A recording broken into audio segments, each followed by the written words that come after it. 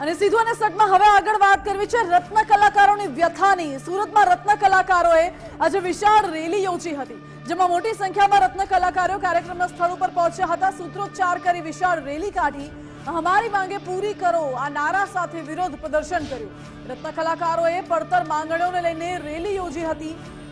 रत्न कलाकारोनी मांगणी ए छे के आर्थिक मदद करवामां आवे, वेतनमां वधारो करवामां आवे, हीराना भावमां वधारो करवामां आवे। आ तमाम मांग छे अने सरकार तरफथी जो कोई निराकरण नहीं आवे એટલા માટે રેલી યોજવામાં આવી છે। રત્નદીપ યોજના જાહેર કરો તે પણ એક માંગ છે રત્ન કલાકારોની, અને સરકાર તરફથી હવે આ બાબતે મધ્યસ્થી કરીને નિરાકરણ લાવવામાં આવે તેવી પણ માંગ કરવામાં આવી રહી છે।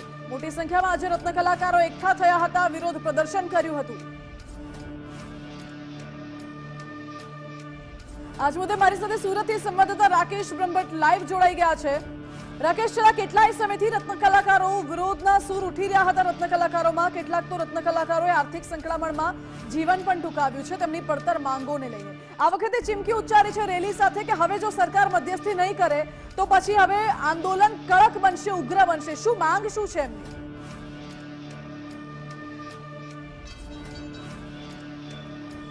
જે પ્રમાણે છેલ્લા 2 વર્ષથી સુરતના હીરા ઉદ્યોગમાં આર્થિક મંદીનો માહોલ ચાલી આવ્યો છે અને તેના કારણે રત્ન કલાકારો છે તે આર્થિક ભીષનો સામનો કરી રહ્યા છે, જેના કારણે આર્થિક સંકળામણ અનુભવી રહેલા કેટલાક રત્ન કલાકારોએ જીવન પણ ટૂંકાવ્યું છે। સુરત ડાયમંડ વર્કર યુનિયનના જણાવ્યા અનુસાર હમણાં સુધી 62 જેટલા રત્ન કલાકારો આપઘાત કરી ચૂક્યા છે અને તેઓના પરિવારને આર્થિક રીતે મદદ પણ છે તે પહોંચાડવામાં આવી નથી। સુરત ડાયમંડ વર્કર યુનિયન દ્વારા અવારનવાર રાજ્યના મુખ્યપ્રધાનને લેખિતમાં પત્ર લખી રજૂઆત પણ કરવામાં આવી છે, પરંતુ હજી સુધી કોઈ સુખદ ઉકેલ આવ્યો નથી। જે પ્રમાણે કુલ 7 જેટલી માંગણીઓ છે તે કરવામાં આવી રહી છે, જેમાં રત્ન કલાકાર કલ્યાણ બોર્ડની રચના કરવામાં આવે, રત્ન કલાકારોના વેતનમાં વધારો કરવામાં આવે, રત્ન કલાકારોના હીરાના ભાવમાં જે જોબ વર્ક કરવામાં આવે છે તેમાં પણ વધારો કરવામાં આવે। એટલે આ પ્રમાણેની અલગ અલગ પડતર માંગણીઓ છે તે ચાલી આવી છે અને તે જ કારણ છે કે આ માંગણીઓના વિરોધમાં આજે હડતાળ અને રેલીનું આયોજન સુરત ડાયમંડ વર્કર યુનિયન દ્વારા કરવામાં આવ્યું હતું। કતારગામ દરવાજા ખાતેથી રેલી યોજવામાં આવી હતી, જેમાં અંદાજિત 200 જેટલા રત્ન કલાકારો ઉપસ્થિત રહ્યા હતા અને કતારગામ દરવાજા ખાતેથી નીકળેલી જે રેલી છે તે અલગ અલગ વિસ્તારોમાંથી ફરી અને વરાછા હીરાબાગ ખાતે સમાપન થઈ હતી, જેમાં અલગ અલગ રૂટ ઉપર પણ જે રત્ન કલાકારો છે તે આ રેલીમાં જોડાયા હતા અને આ રેલીને સમર્થન આપ્યું હતું। મહત્વની વાત એ છે કે મુખ્યમંત્રી ભૂપેન્દ્ર પટેલ દ્વારા પણ છે તે આ બાબતે મધ્યસ્થી કરવામાં આવી હતી।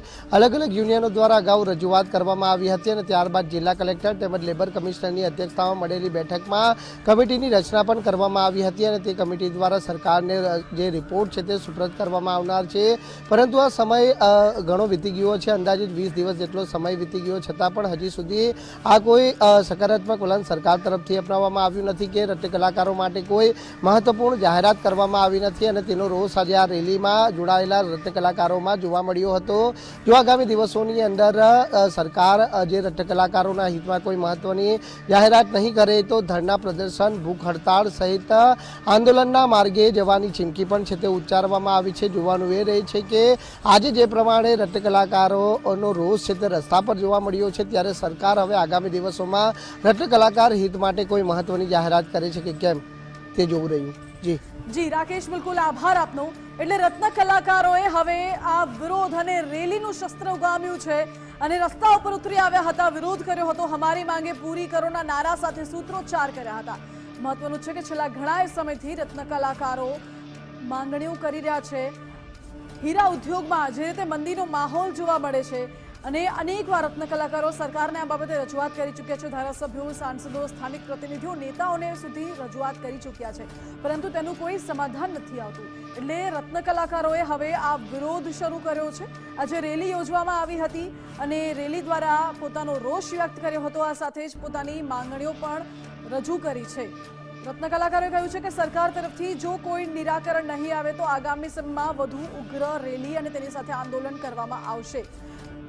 આ રત્ન કલાકારોની માંગ છે કે જે રત્ન કલાકારો છે તેમને આર્થિક મદદ આપવામાં આવે, રત્નદીપ યોજના છે તે લાગુ કરવામાં આવે, આ સાથે જ રત્ન કલાકારોના વેતનમાં વધારો કરવામાં આવે। જે રીતે મંદીનો માહોલ છે, જે રીતે મોંઘવારી વધી રહી છે, એ રીતે રત્ન કલાકારોને પૂરતી સગવડ અને વ્યવસ્થા કરી આપવામાં આવે તેવી માંગ છે। હીરાના ભાવમાં વધારો કરવામાં આવે તેવી પણ માંગ છે। જ્યારથી વિદેશમાં યુદ્ધ શરૂ થયું છે, પછી રશિયા યુક્રેન યુદ્ધ હોય કે પછી ઇઝરાયલ ગાઝા યુદ્ધ હોય, ત્યારથી હીરા ઉદ્યોગમાં મંદીનો માહોલ જોવા મળી રહ્યો છે. એ પહેલા કોરોના મહામારી આવી હતી અને ત્યારબાદ આ યુદ્ધ શરૂ થયું છે, એટલે ત્યારથી હીરાની માંગમાં ઘટાડો થયો છે અને વિદેશી માંગમાં ઘટાડો થતાં રત્ન કલાકારોની હાલત પણ ક્યાંક ને ક્યાંક કફોડી બની હતી. કેટલાક રત્ન કલાકારોએ જીવન ટૂંકાવવાનો પણ વારો આવ્યો હતો. એ રત્ન કલાકારો જે ખરેખર પોતાના જીવનમાં રત્ન સમાન છે, એ જ રત્ન કલાકારોએ આજે રસ્તા ઉપર આવીને આ વિરોધનું શસ્ત્ર ઉગામવું પડ્યું છે અને વિરોધ કરવો પડી રહ્યો છે. રેલીમાં ઘણા બધા રત્ન કલાકારો જોડાયા હતા, ઘણી બધી માંગ રજૂ કરવામાં આવી, પોતાને જે પડતર પ્રશ્નો છે, જે સમસ્યાઓ છે તે પણ રજૂ કરવામાં આવી હતી અને કહ્યું છે કે હવે તો સરકારે કોઈ નિરાકરણ લાવવું જ પડશે, કારણ કે તેમના માટે આશા ફક્ત એક સરકાર જ છે. હવે સરકાર આમાં મધ્યસ્થી કરે છે, સરકાર તેમની માટે કોઈ આશ્વાસન આપે છે કે કેમ તે જોવું રહ્યું.